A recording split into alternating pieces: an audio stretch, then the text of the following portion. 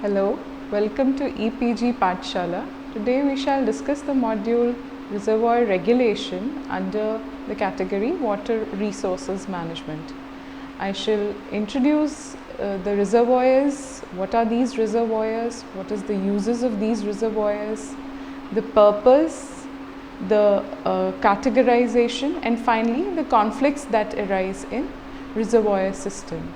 We shall end up the module talking about the principles of the reservoir system. Under the module Reservoir Regulation, it is important that I first introduce the subject.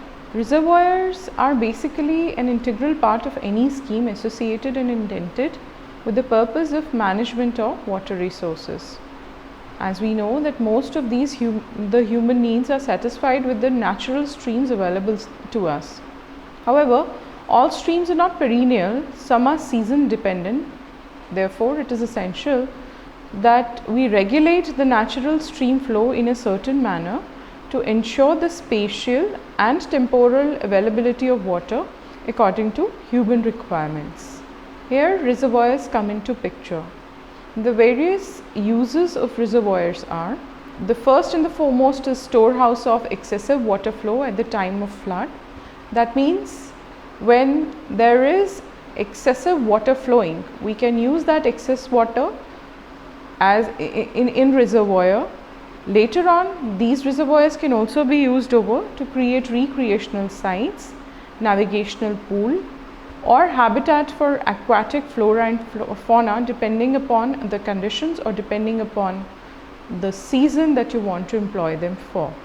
Let us come over to the various categories of reservoirs now.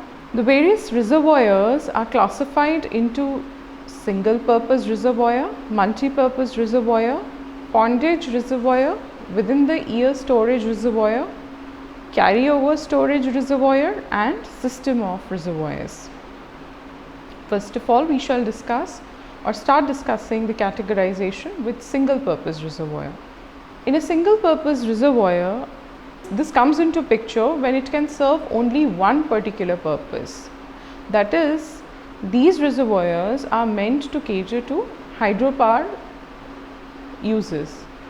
Example could be Idukki Dam on Periyar River, which is currently a hot topic of discussion because of the floods that have been caused in Kerala.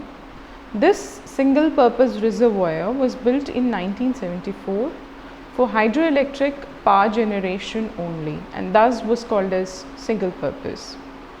In multi-purpose reservoir, you serve various combinations of purposes, that is, along with hydropower project, you serve the need of fisheries, flood control, irrigation, etc. That means from one reservoir, you just do not only produce hydropower, but cater to other needs as well. An example of this is Indira Sagar Dam on Narmada River, which generates around 100 megawatt of electricity besides doing the flood control. The third category of reservoirs is bondage reservoir, which gives more consideration to storage in comparison to the diversion projects with the help of bondage. Now, such a power plant has considerably less storage than the reservoirs of large dams and conventional hydroelectric stations. An example of this could be Banasura Sagar, which satisfies the demand for irrigation and drinking water in seasonal dry periods. Basically, these reservoirs just act as storehouses, though they are smaller than the reservoirs of large dams and conventional hydroelectric stations. The other category is within the ear storage reservoir. These reservoirs are constructed in a way that in ordinary situations, they are totally filled up and even may spill during the period of flood. However, typical inflows occur during wet season and releases made during the dry season. The carryover storage reservoir. Now, these reservoirs are constructed in a way that they possess bigger active storage than usual inflows and outflows. Thus, part of water stored in an year is carried over and used in subsequent years. It could therefore be comprehended that in carryover storage reservoirs, spillage might not occur over span of years as the storage is good enough to accommodate a lot of water. Thereafter comes system of reservoirs, which is a term used to denote the system where cluster of single or multiple reservoirs are operated in an integrated manner so as to make use of the natural resource, which could be a river or a stream, in an optimized manner. Herein, the systems of various reservoirs are either connected into series or parallel so as to ensure that they can be integrated. These small lakes are integrated together and therein all the water is stored over. We shall now discuss purpose of reservoirs. As can be understood, the various purpose that reservoirs caters to is agriculture, hydroelectric power generation, recreation, flood moderation, as I had explained earlier. Now we will elaborate onto it. First of all, let us talk of agriculture. Reservoirs act as source of irrigation. The requirement of water for irrigation is directly proportional to the rainfall in that particular area, which means that high rainfall leads to low demand of water from reservoir. Thus, the principle of regulation of reservoir for irrigation demand is to store runoff water during monsoon and redistribute it during minimal flow. So, basically, the reservoir would store the rainwater and would use it for irrigation purpose later whenever there is minimal flow of water. The second purpose of reservoir is hydroelectric power generation. Hydropower requirement varies seasonally. The extent usually depends on nature of load, which could be industrial, municipal and domestic. The uses could be defined in two categories, which could be storage reservoir, which have sufficient storage to regulate stream flow, or run of the river projects, which have small space compared to the volume of total flow. Now, depending upon the requirement and the nature of load, could you either use storage reservoir or run of the river projects. Besides this, the other purposes that reservoirs serve is water quality controls. In the process of reservoir construction, particularly dam, the quality of water and aquatic life adversely gets affected. Thus, besides maintaining the adequate water flows downstream, the quality of water is also checked for reservoirs. So, it is ensured that the water present in the reservoir is of good quality and is of potable nature. Recreation. The sufficient water level at the downstream of dams can be used for many recreational activities as swimming, fishing and many other water games. However, it is essential to keep water level according to the activities planned if you want to use the reservoir for recreation purpose. Coming over to flood moderation. Of late, the main function in case of flood moderation has been of the reservoir has been only to moderate flood. That is, either the space above the reservoir is reserved for storage of excess flow in flood conditions, or the space below is used for that purpose. The prime objective in both the cases is to store excess flow during flood so that flows can be moderated and any disaster that can happen because of excess flow of water could be prevented. Now we shall discuss the various conflicts that one gets to see in reservoir systems. How do these conflicts arise and what are these conflicts? I have already told you about multi-purpose reservoirs. When multi-purpose reservoirs are operated, various problems arise due to varying and contending objectives of the use of water in reservoir operation. Now, these could lead to conflict in space, in time or in discharge, which we are going to discuss now. First of all, let's discuss the conflicts in space. When the purposes being served are diverse in nature, like water conservation, flood moderation, then these types of conflicts occur. Ideally, conservational demands are best satisfied when reservoir is full at the end of filling period and empty during flood conditions to store the excess flow of water. Conflicts in time. Temporal conflicts occur when the prototype of water uses varies. For example, if a reservoir is constructed to serve irrigation and hydroelectric power, then the water required for irrigation depends upon the season, types of crops, types of soil, rainfall, etc. Whereas the variation in the water requirement for hydropower generation depends upon other factors. Thus, optimal policy for the operation of reservoir designed where all the factors are catered is required. What to do when we have conflict in discharge and how does it arise? The multiple purpose reservoirs experience conflict of discharge if they are intended to serve purposes where daily discharge varies considerably. As a result, this varied discharge could generate problem. For example, when we talk of discharge being distributed over two states, we see a lot of conflicts arising in the partnering states. Now we shall discuss the principles of a reservoir operation. These are sets of rules and principles for releasing and storing of water according to the purpose being served. The principles of reservoir operation shall vary depending upon whether we are dealing with single purpose reservoir or multi-purpose reservoir. So for single purpose reservoir, for the flood control, it depends on the area available for storage, discharge capacity of the outlets, their locations, flood characteristics and flood forecasts. Some principles that are involved in single purpose reservoir are as follows. First of all, effective use of available flood control storage. The operation of reservoir should be aimed at minimizing the damages of the flood affected areas to the utmost degree by efficiently utilizing the available storage. And the second happens to be control of reservoir design flood.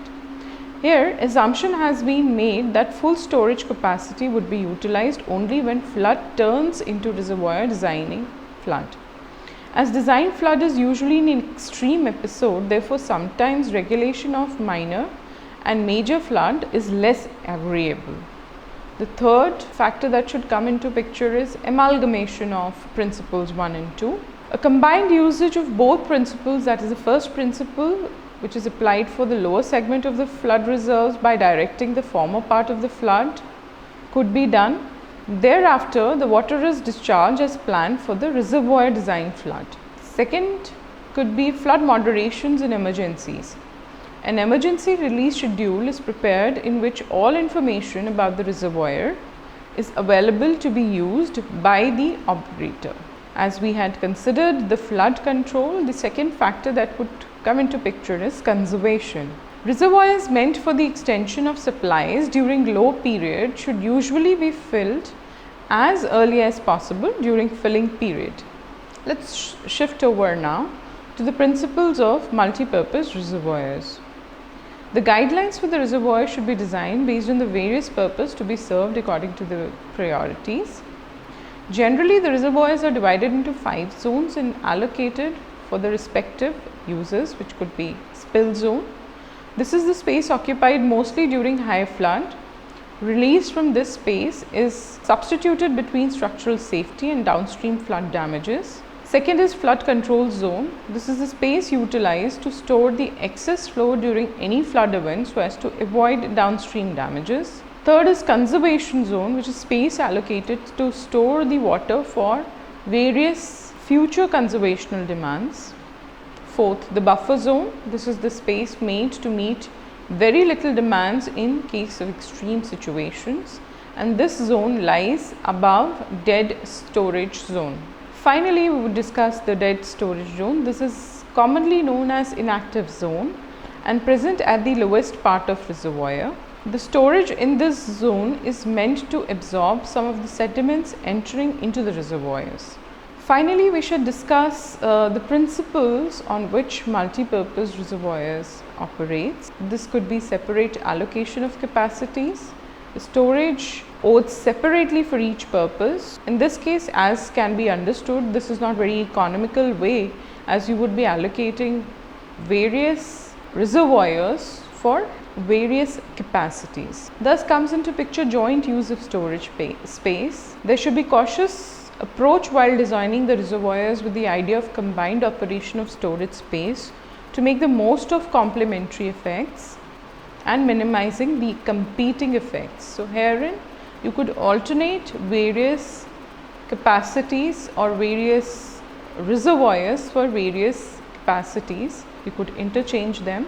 However, it is essential to understand that the competing effects are not strong enough and complementary effects are something that are taken over. In system of reservoirs, an integrated operation policy should be implemented in order to attain the best possible use of water resources. The principle engaged in system of reservoirs are flood control regulations, wherein the engagement of flood reserves in every storage unit, distribution of outflows among reservoirs and bank full phase at critical site must be considered concurrently. Second part is conservation regulations. In order to develop the coordinated plan so as to achieve optimal usage, following points should be considered. The demands at a time for a variety of users. Second, on-hand conservation storage in each reservoir. And third, allotment of outage among the reservoirs. Finally, we would discuss the various system engineering techniques and how they are being used over.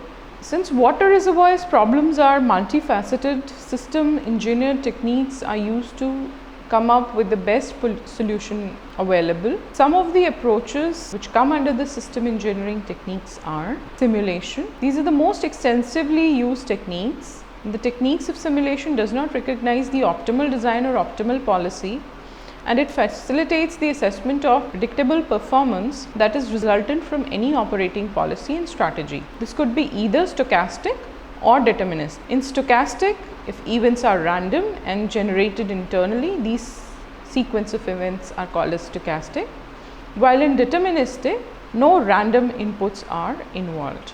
The second category is optimization. Optimization involves the application of a suitable optimization model in combination with the optimization algorithm. Programs that you would have under optimization shall be linear programming, where only linear variables are involved, dynamic programming, which simplifies the complex problems into its subsets which are easier to solve, non-linear programming, which are not generally used since optimization process is slow and occupies more system storage and time, and finally the goal programming, which is hierarchy of goals which characterize the operation objectives of the goal programming. Thus, in goal programming, you decide up what goal are you going to achieve first, and then depending upon the priorities, you give the hierarchy of goals. That would end the principles along with system engineering techniques. To summarize the lecture, I have introduced the reservoirs first, then we've talked of the uses of reservoirs, we've categorized the reservoirs, thereafter we've talked about the various purposes of reservoirs, and finally we had spoken about the principles of reservoir system and the system engineering techniques.